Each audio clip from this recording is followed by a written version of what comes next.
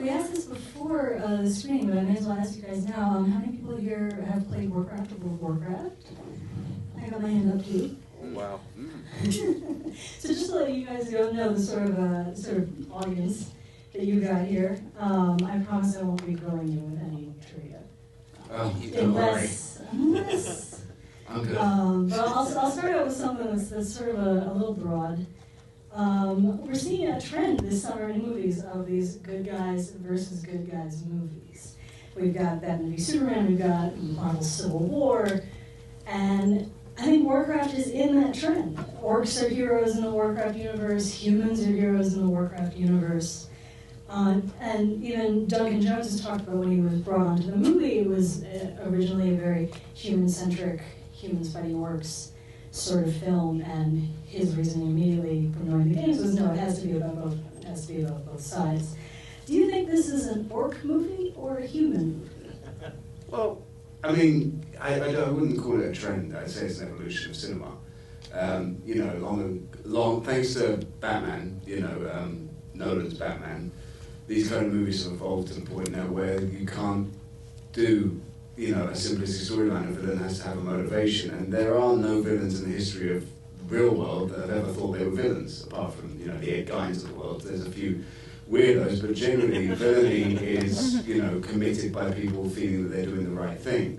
The only villain in our movie is war itself. Even Gul'dan is simply trying to save his people. There are no villains, but from their own perspectives, there's just a conflict. And this is a movie about conflict and first contact. It's neither humans nor orcs, it's just about war. That's pretty great. One. Yeah. So in your opinion, you would say that Orgrim and the Medivh both consider themselves to be the heroes in their stories? Well, I can only speak for Orgrim.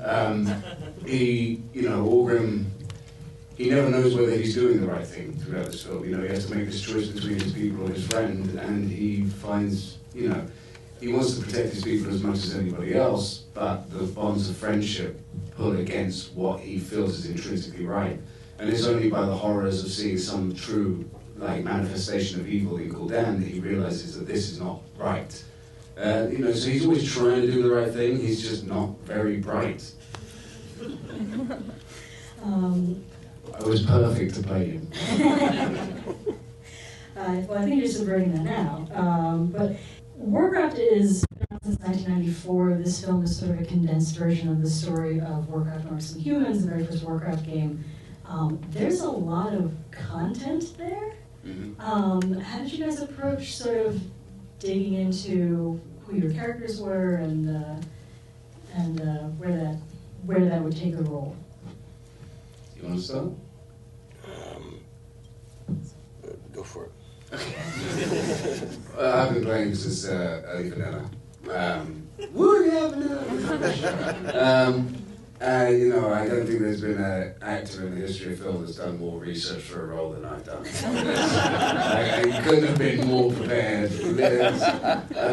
Now I'm over 600 days played, but at the end of Wrath, I was 450 days played, so that shows how little I played since how little I played since then. I was a lore junkie. I knew this world, but you guys who have played the game, you realise that this film isn't a film that's being entirely. We're not following the game exactly. We made changes, we made subtle differences. Some of them not so subtle.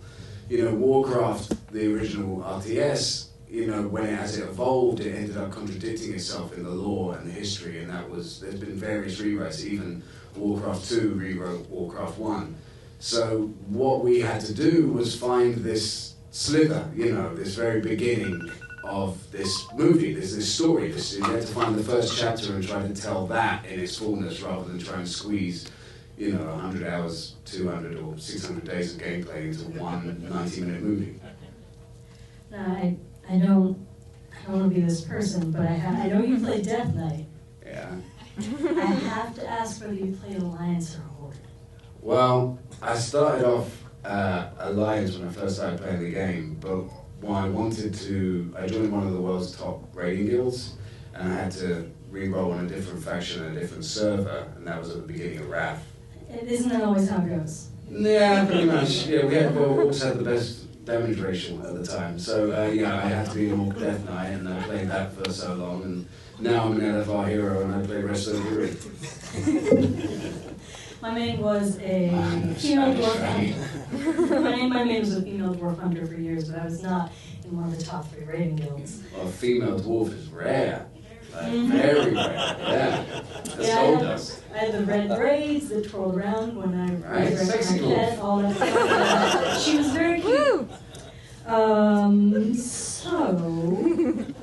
But Ben, you've worked in fandom in movies that had big fandoms before. You were in X-Men.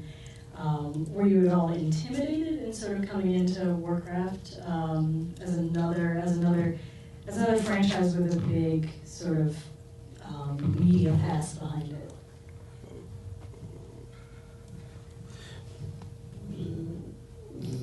I think all of us who came in to participate understood that the fan base was not a casual one. And a lot of time, very clearly, has been invested, and that's part of the honor system within it.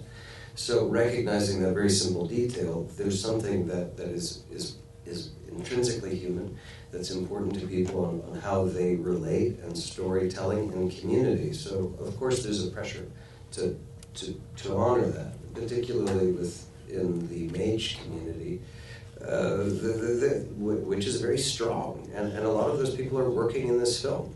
And they would come to me and they're like, I spent 2 years playing, I was a mage, and they would explain it to me. So what I do is, like any journalist might, I just ask questions. Just say, well, tell me about that, and why is it important to you?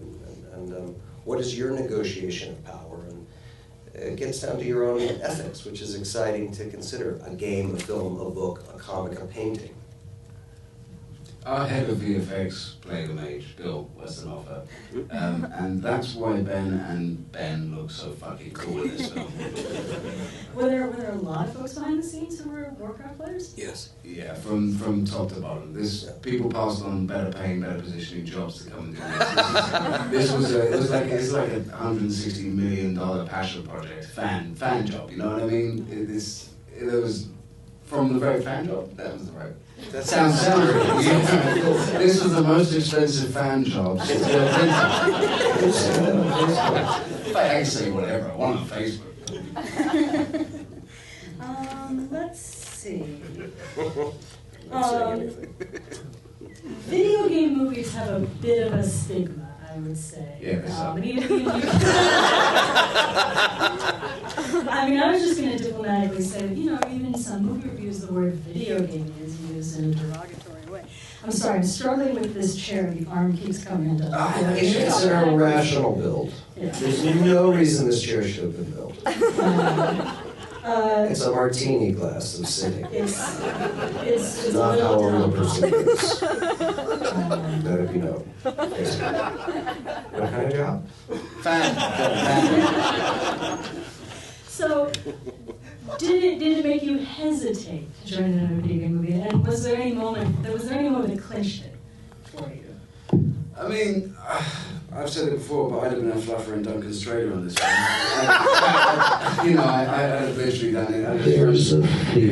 I'd have given him a fan job every day. I'd thrown rose petals in front of him as he walked. I didn't care, I just wanted to be a part of it. But, there hasn't been a good one, and our remit was to make the first good one.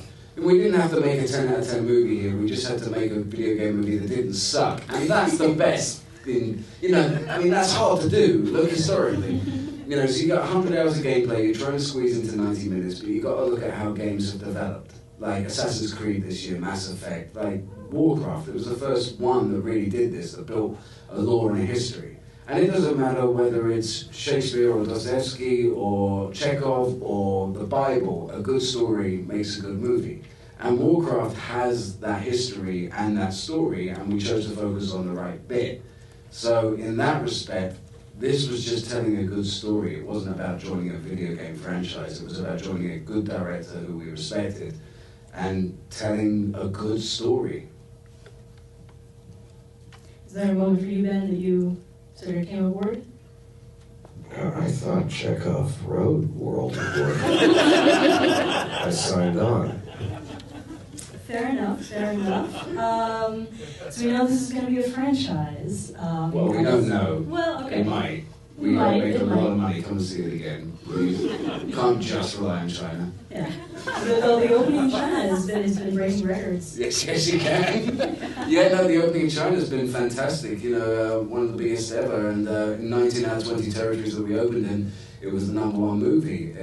You know, across critics, across Europe and the rest of the world, it's been really well received.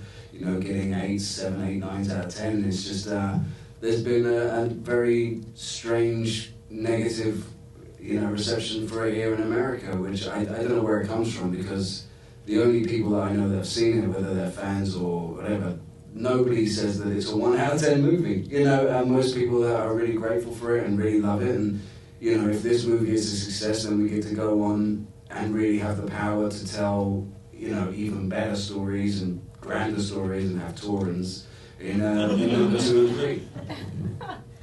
I mean, I know I'm waiting for Thrall to get up there and just, you know,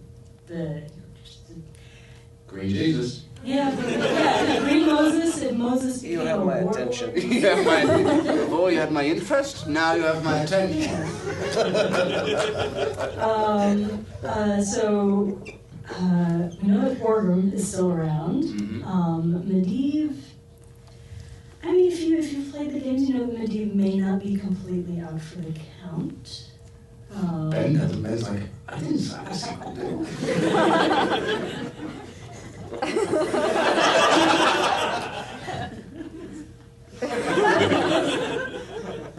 All right, one more Rob-specific question. What are you most looking forward to if they make another one? What plot do you think deserves out of Warcraft the big screen treatment? Second that we haven't Stormwind. seen so far?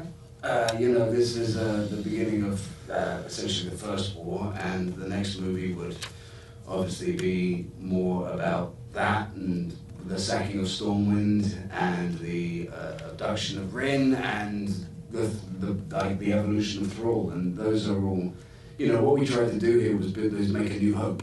That was what we wanted. This is, you know, and I don't think anyone would, it's a world builder, you know, and Empire Strikes Back and Return of the Jedi are by far, they're much bigger in scope movies. And what we wanted to do here again was build a world, and a world that we could introduce to people, and then, you know, if people like that, we can go on and, you know, Return of the Jedi and learn the Force and make the kind of movies that we've been waiting for 20 years.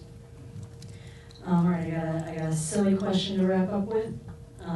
Items are important in World of Warcraft. If you guys could have taken one thing from the set, real or digital, maybe something that maybe didn't exist on the set, but you know, was something that your character hung around with, what would you wanted to take home? Would you get? But taking a fucking griffin. If you hadn't said griffin, I would have raised that issue. Right? A flying, like, eagle that you can ride on that fights things for you. I mean, it's by far the coolest thing in the movie. It was laying a lot of waste in those fight Right? scenes. Imagine the bird shit. I mean, imagine it.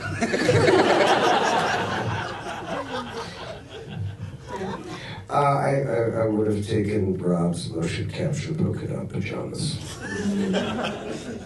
Yeah, I imagine those were very comfortable to sort of lounge around in. Don't wash them. I never did. They were very comfortable to lounge around in, but you know, you're dealing with an outfit where you could tell what religion I was when I was wearing it. And Vancouver in winter is very cold, so you know, it was revealing and unimpressive at the same time. You were filming on location. Yeah, no, we were in sound stages with no heating, in one layer silk pajamas. That's why I put on so much weight in the film, just to cover that. The next film, if we make it, is going to be called Warcraft, It Gets Bigger. It doesn't. The orcs all stay the same size. Yeah, the orcs will stay the same size. Yeah, they're still It's just that. a portal that gets big. Yeah. Well, you know. I'm not gonna I have to call my mom. And I've always wondered about the portal, even in the games, is why do they have to build it so high? I don't know. Yeah. Why didn't they just... Well, you know, if you've got like Doom Lord Kazakh, you know, orcs are small. Yeah. Like, it depends, like, who the fuck is that? Like, you get like, the orcs are small. They're a big species that have to walk through. It's like, And Manaroth needs a little more headroom. Manaroth needs a little headroom, but yeah, he's not in this movie, and essentially he'd also be dead by this timeline. And I know people are probably mad that Manaroth wasn't in this movie, but he does exist in this universe. It's just, we didn't do War of the Ancients either. We chose to start here at this point. So to conclude, in the next film, we'll just tip the Dark Portal on its side, and then they can bring the whole army through at once. Oh, fuck. Thank you guys so much for letting me ask you a bunch of silly questions. Sure. I think we all really enjoyed the film, really enjoyed our evening, and thanks for coming out. Thank you. Thank you.